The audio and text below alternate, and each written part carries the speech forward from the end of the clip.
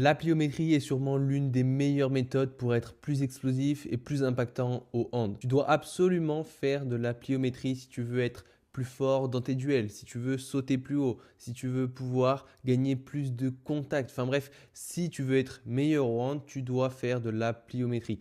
Le seul problème aujourd'hui, c'est que c'est assez technique, il y a quand même pas mal de choses à comprendre et surtout on a tendance à faire beaucoup d'erreurs par rapport à tout ça. Donc dans cette vidéo, on va justement venir voir qu'est-ce que c'est la pliométrie, comment la mettre en place, comment la faire progressivement pour qu'en tout cas elle t'apporte de vrais résultats et qu'elle ne te soit pas délétère à l'inverse. Parce que très souvent, ce qui se passe, c'est que tu vas avoir tendance à peut-être te blesser, peut-être n'avoir aucun résultat parce que justement tu veux faire des exercices trop compliqués et c'est exactement ce qu'on va essayer d'éviter dans cette vidéo. Pour te montrer un petit peu de quoi on va parler dans cette vidéo, dans un premier temps, on va voir c'est quoi la pliométrie, puis on essaiera de voir pourquoi c'est intéressant d'en faire, ce que tu dois oublier dès maintenant sur la plio, quand est-ce que tu dois placer ta plio, quel type de catégorie, quelques exemples et aussi on verra les intentions clés à mettre dans chaque répétition et quel volume tu devrais faire dans ta séance et dans ta semaine. Mais avant de te montrer tout ça, qui je suis pour te parler de tout ça, moi c'est Maxence Grenouillat, je suis préparateur physique,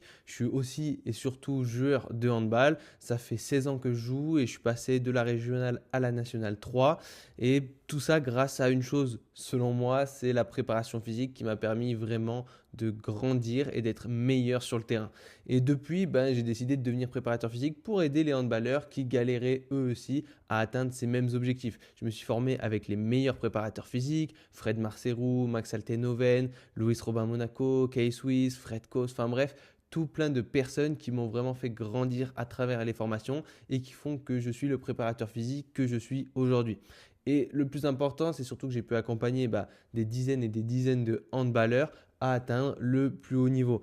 Et par exemple, Mathéo, qui comme moi était en pré-national, a atteint la nationale en un an. On a aussi Thomas qui lui joue en départemental. Il n'a pas évolué en termes de niveau, mais son objectif c'était plutôt d'être plus performant sur le terrain. Et voilà, plus 6 cm de détente en un mois et il se sent beaucoup mieux sur le terrain depuis. Ou encore Guillaume qui lui par contre est passé de la région excellence à la pré-nationale en quelques mois dans son propre club et qui en plus de ça a gagné plus de 7 cm de détente.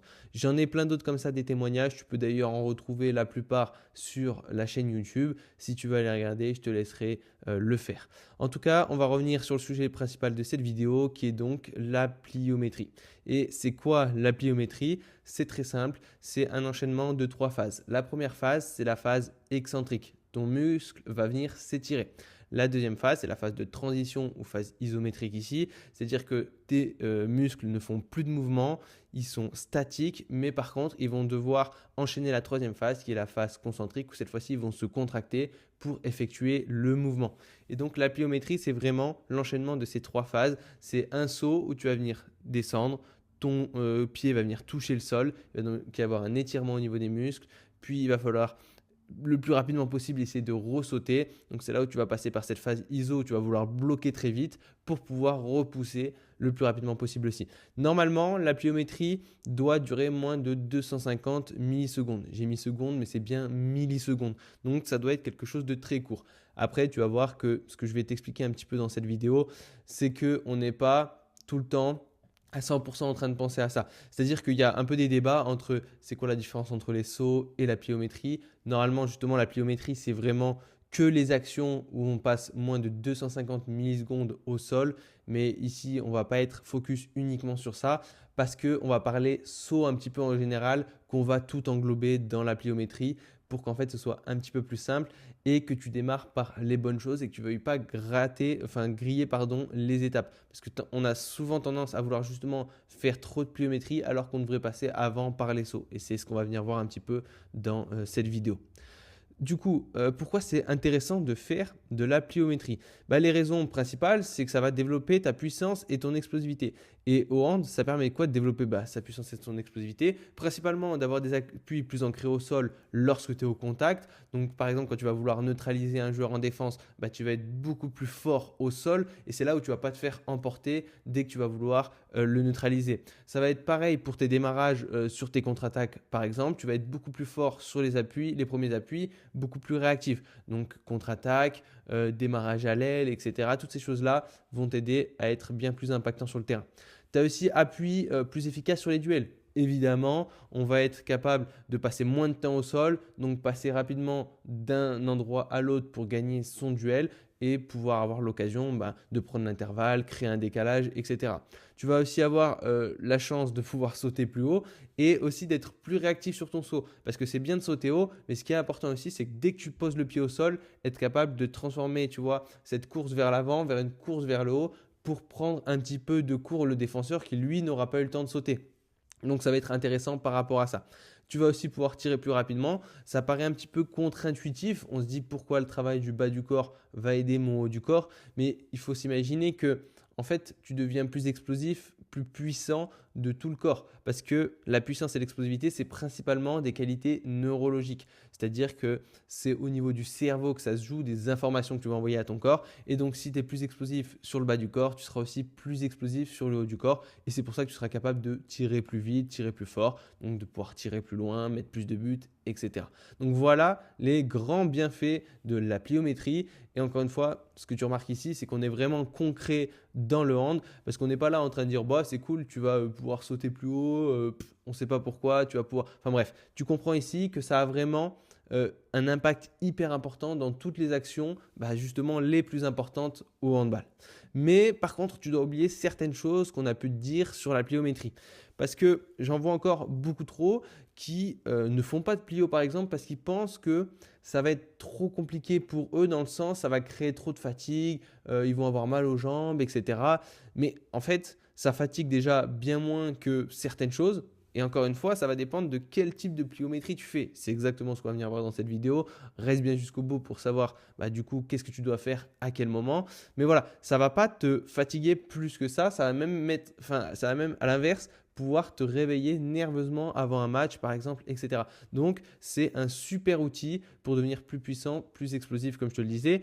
Et si à l'inverse, tu fais par exemple que de la force, que de la muscu, là, je peux te dire que ça va être quelque chose qui va être très fatigant. Courbature, manque d'énergie. Enfin bref, c'est encore pire que faire de la pliométrie, que de faire les jambes, de faire de la presse, etc. Donc, si aujourd'hui tu te dis que c'est parce que ça va trop te fatiguer, tu as vraiment tort et tu devrais essayer d'en inclure petit à petit comme on va le voir. Deuxième chose, c'est qu'il faut faire des séances complètes de pliométrie. C'est quelque chose que je recommande absolument pas. Pourquoi? Parce que la pliométrie doit être faite dans un état de fraîcheur. C'est-à-dire que tu dois être plein d'énergie, bien frais pour pouvoir faire ça, pour pouvoir mettre une intention de vitesse, d'explosivité, etc. Et si tu fais une séance complète, en fait, sur tes premiers sauts, ça va être très bien, mais plus tu vas avancer dans ta séance, plus tu vas accumuler de fatigue, et forcément, moins tu seras explosif, moins tu seras puissant, et on ne travaillera plus vraiment ce qu'on veut. Ça travaillera quand même, mais ça travaillera autre chose qu'on appelle la répétition de puissance, c'est-à-dire la capacité à être puissant sur un long temps. Mais ce n'est pas vraiment ce qu'on cherche ici. Nous, ce qu'on cherche ici, c'est d'être explosif sur un appui. Vraiment, tu vois, de pouvoir faire la différence sur un appui et pas pouvoir tenir tout le match. Ça va être encore une autre vidéo, par exemple, ou un autre sujet. Mais ici, le sujet, c'est vraiment d'être plus explosif sur le moment. Donc, on ne va pas faire de séance de pliométrie. On va, comme tu le verras après, plutôt en faire un petit peu dans nos séances. Le troisième truc, ça va être de faire plein de sauts d'affilée. Par exemple, tu fais un exercice et tu vas faire, je ne sais pas, 50 squat jump d'affilée. Ça, pareil, c'est une erreur. Encore une fois, quand tu fais ça, tu travailles pas ta qualité d'explosivité. Tu travailles plutôt ta répétition de puissance de la même manière parce que justement, tu enchaînes des sauts et tu n'es pas capable de mettre 100% d'intensité à chaque saut. Nous, ce qu'on va vouloir, c'est la qualité avant la quantité. On s'en fout d'avoir un gros volume. On préfère avoir peu de sauts, mais par contre, dans chaque saut, tu vas vouloir mettre une intention de 100% de vitesse. Et dès que tu vas descendre un petit peu en dessous des 90% de vitesse, ça va être très subjectif encore une fois, ou à part si tu as de quoi calculer ça. Mais en tout cas, dès que tu vas sentir une baisse de vitesse dans ton saut, on va vouloir arrêter notre série par exemple. On ne veut pas faire des sauts pour faire des sauts, on veut faire des sauts pour être plus explosif. Donc, on veut mettre un maximum d'intention. Et du coup, ça amène à la question de quand est-ce que je dois faire de la pliométrie du coup? Principalement, tu peux le placer à deux moments dans ta séance. Donc ça va être principalement en début de séance, tu peux te faire un petit bloc réservé à la pliométrie. Tu peux te faire une petite séquence de 1 à 3 exercices. Et ça va être aussi avec les exos principaux. Donc tu verras que généralement dans une séance comme je te l'ai mis ici, on a donc la partie échauffement. On peut mettre notre bloc plio, enfin c'est pas obligatoire, hein, mais si tu veux en mettre un, il faut le mettre ici. Tu le mets au tout début, c'est ce que tu vas faire en priorité. Donc comme je te l'ai mis ici, tu peux faire un exercice minimum, tu peux en rajouter un deuxième ou un troisième, et après il faudra bien ajuster en fonction de ce que tu mets. Tu verras, on verra ça juste après sur les intensités par rapport aux exercices qu'on va choisir. Et du coup, derrière, une fois que tu as fait ton bloc plio, c'est là où tu démarres normalement ton exo principal. Généralement, dans une séance, on a un gros exo sur lequel on veut travailler. Par exemple, ici, ça pourrait être exercice force max, ça pourrait être notre squat. On vient faire un squat sur 5 répétitions. Et pour travailler le côté force et vitesse et donc développer notre puissance, on pourrait rajouter un petit exercice de pliométrie à la suite de notre exercice de force max. Pourquoi? Parce que justement, on va travailler sur un pattern un petit peu plus force maximale, travailler le haut de la courbe de puissance et plutôt le bas avec la vitesse en mettant un exercice. Par exemple, sur ton squat, tu pourrais mettre un justement squat jump, mais en faisant un seul squat jump. Et l'idée ici, c'est de vraiment pouvoir gagner un petit peu de temps en mettant les deux ensemble et aussi de profiter du fait que ton exercice de force max te réveille nerveusement pour ce qu'on appelle potentialiser ton exercice de pliométrie. Tu vas voir que si tu fais un exercice de force max et que derrière tu enchaînes un exercice de pliométrie, tu auras l'impression généralement de sauter plus haut. Encore une fois, ça dépendra un petit peu de ton énergie, etc. Mais le principe est là, c'est que ça te réveille nerveusement et ça te permet en général de sauter plus haut. Et après, tu as tes exos secondaires, etc. où là, normalement, on ne met plus de pliométrie. L'intérêt de ce bloc plio aussi, justement, dans la même idée que la force max ici aide la pliométrie ici te permet de te réveiller nerveusement et d'être un peu plus frais et de te sentir mieux quand tu vas faire ton exercice de force maximale. Donc tout s'aide un petit peu les uns entre les autres. Mais en tout cas, si tu veux caler de la plio, ne me mets pas la plio en fin de séance où là tu es déjà bien fatigué et tu vas commencer à t'enchaîner des squat jumps, des machins. Ça, on oublie, c'est à la poubelle si on veut travailler notre explosivité. Ça amène du coup à comprendre un petit peu la catégorisation des exercices de pliométrie. Donc là, j'ai récupéré une catégorisation de ADF Perform sur Insta que j'ai un petit peu modifiée à ma guise, mais que je trouvais vraiment très intéressante. L'idée, c'est que tu vas voir, il va y avoir différents paramètres et en fonction de ces paramètres, l'exercice va être, on va dire, plus ou moins dur. Donc le premier, ça va être l'intensité. On va vouloir travailler sur quelque chose de extensif, c'est-à-dire qu'on ne va pas forcément chercher un max de vitesse, etc., mais plutôt un peu plus de volume, du rebond, etc. L'intensif, là par contre, c'est vraiment, on veut mettre de l'explosivité, on veut tout casser sur le saut.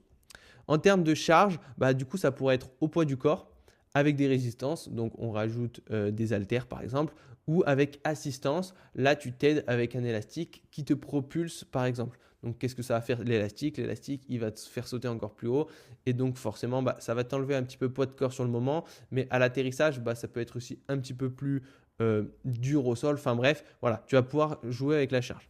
Il va y avoir aussi le temps de contact. Des contacts courts au sol, vraiment on cherche à être le plus rapide possible, ou des contacts un petit peu plus longs. On va voir la direction du saut qui peut être verticale, donc vers le haut, horizontale vers l'avant ou latérale sur les côtés. On va voir si c'est spécifique ou non, plus orienté propulsion, plus orienté décélération. Par exemple, propulsion, ça va plus être je saute sur une box, donc je me propulse. Et décélération, ça va plus être le fait de tomber d'une box et j'enchaîne un saut. Donc là, tu es focus dans un premier temps sur le fait de ralentir, décélérer pour après te propulser de nouveau. Et j'ai rajouté moi les types de sauts. J'ai rajouté, il y avait les types de sauts déjà, mais j'en ai rajouté certains. Donc on va voir les rebonds. Là, ça va plus être sur le côté extensif, des petits rebonds. Des sauts, là, ça va plus être des grands sauts vers le haut, vers l'avant, vers le côté, etc. Alors que rebond, c'est plus, ça implique plus la cheville, le complexe pied-cheville. Les sauts, ça implique plus cheville, genou et hanche. Les bonds alternés, ça peut être un petit peu tout. Là, ça va être du coup alterné, ça va être une jambe après l'autre. Je viens faire des bonds, une jambe puis l'autre, etc. Et bonds unilatéraux, là, ça va être des bonds où tu enchaînes des sauts sur une seule et même jambe. Et la choc méthode, c'est le fait de te laisser tomber d'une box, par exemple. C'est donc de démarrer d'un contre-haut. Et à la fin, j'ai rajouté moi position. Là, ça va être la position des pieds au sol. Par exemple, tu peux être en bilatéral, donc les 2 pieds au sol, décalé, unilatéral, un pied et varié, c'est-à-dire que tu peux faire par exemple enchaîner un bilatéral, unilatéral, bilatéral, enfin bref, tu peux faire un petit peu ce que tu veux dans le varié. Et donc, l'idée, c'est que généralement, quand tu vas rester sur la partie basse, ça va être des exercices qui vont être dits un peu plus simples.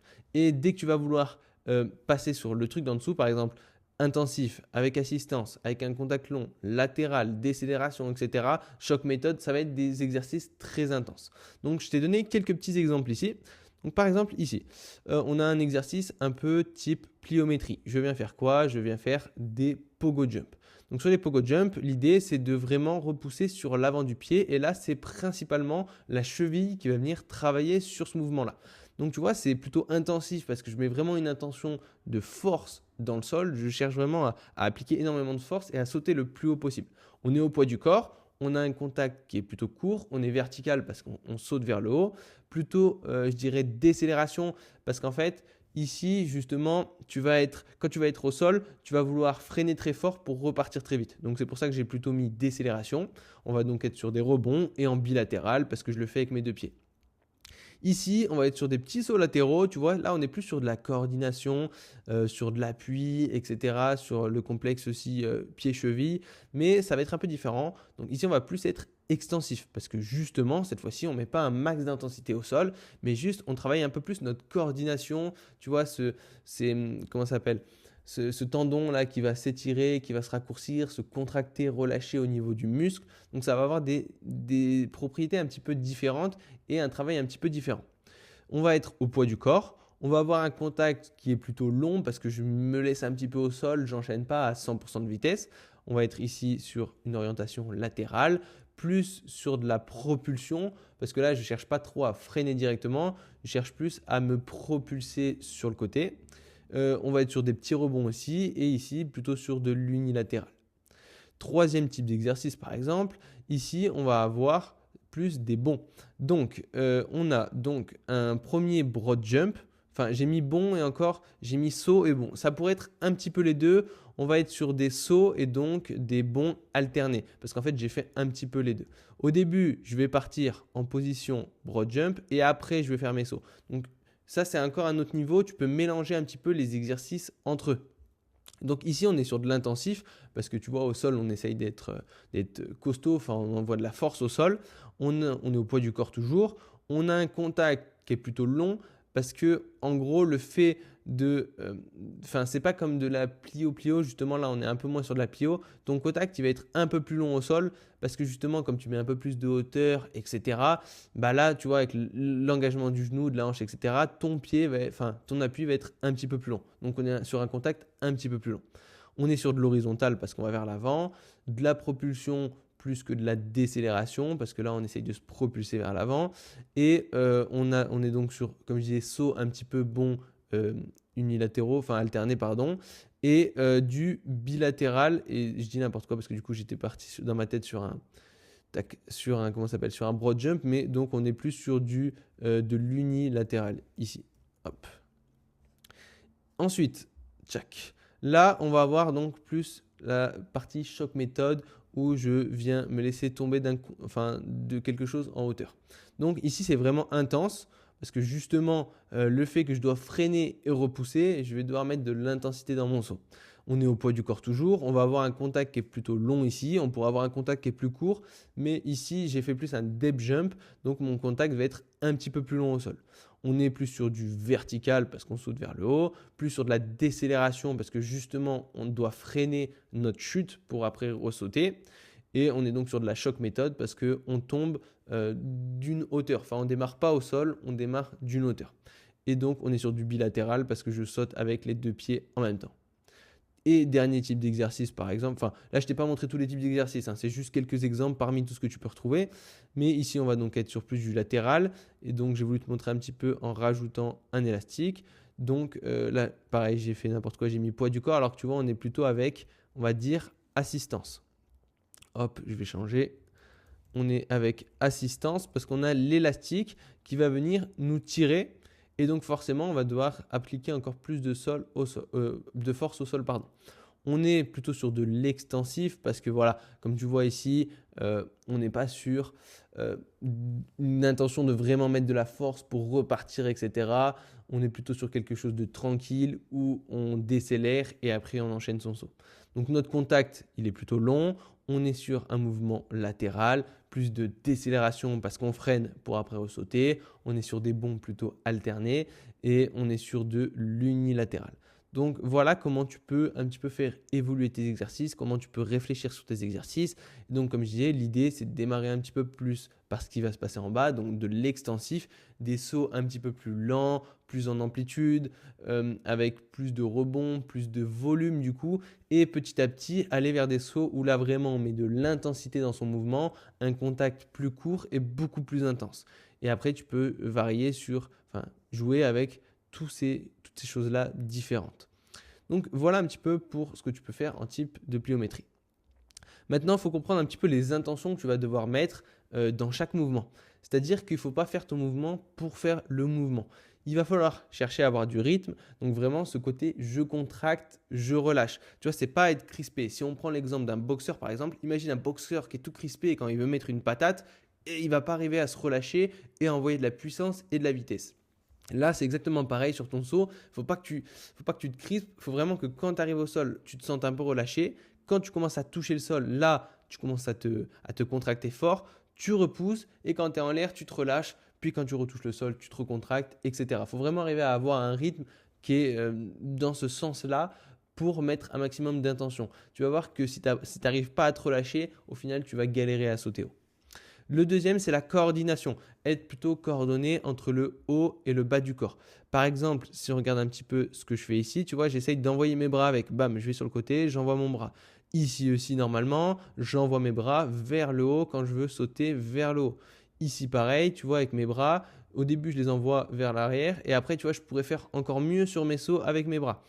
Ici aussi, tu vas voir, normalement, je les descends et quand je saute, je les remonte avec moi. Ici, pareil encore, bam, j'envoie mes bras sur mon mouvement. Ça va être important de travailler cette coordination parce qu'en fait, si tu sautes un petit peu à l'inverse de la direction du saut, tu vas t'auto-freiner. Et c'est vraiment bête de faire ça parce que justement, nous, on va aller le plus haut possible, le plus loin possible, etc. Donc, il faut que ton haut du corps accompagne aussi ton bas du corps.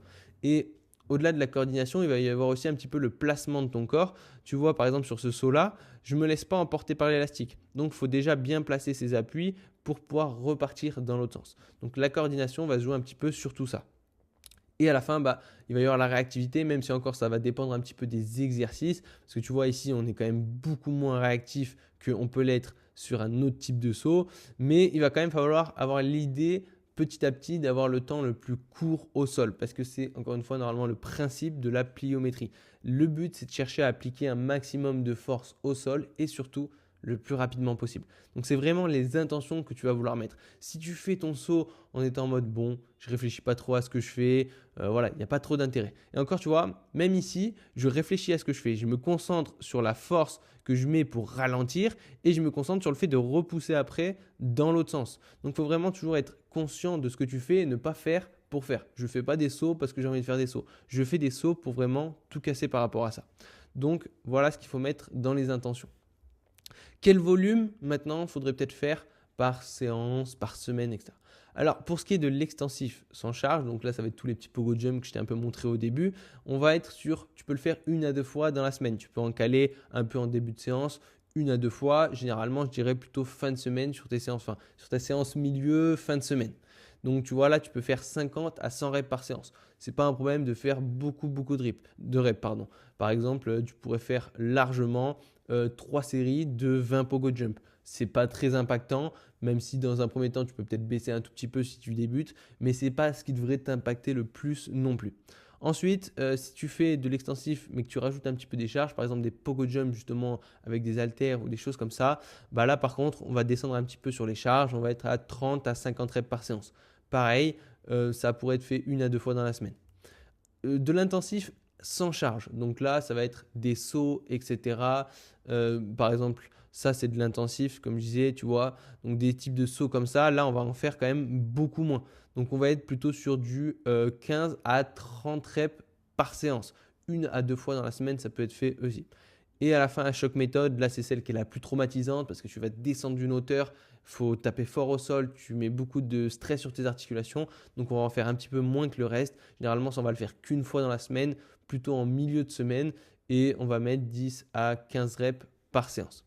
Tu n'es pas obligé, enfin, tu ne dois pas tout faire plusieurs fois dans la semaine. Ce que je veux dire par là, c'est que c'est pas parce que je te dis d'en faire 1 à 2 fois dans la semaine de l'extensif que tu dois en plus faire 1 à 2 fois de l'extensif avec charge, etc. Il faut que tu fasses un petit peu des choix. Dans un premier temps, par exemple, tu vas te concentrer plutôt sur 2 fois de l'extensif. Peut-être que plus tu avanceras, tu pourras rajouter de l'intensif en milieu de semaine, de l'extensif plutôt en fin de semaine. Après, tu mettras peut-être un petit peu plus d'intensif en milieu de semaine, un peu plus d'extensif avec charge. Enfin bref, voilà, tu vas pouvoir jouer un petit peu sur tout ça. Moi, ce que je te conseille, c'est d'avoir généralement, quand je dis, tu vois, d'avoir 3 séances dans sa semaine, une séance un peu plus force, etc. Ou peut-être on fera un peu moins de sauts ici.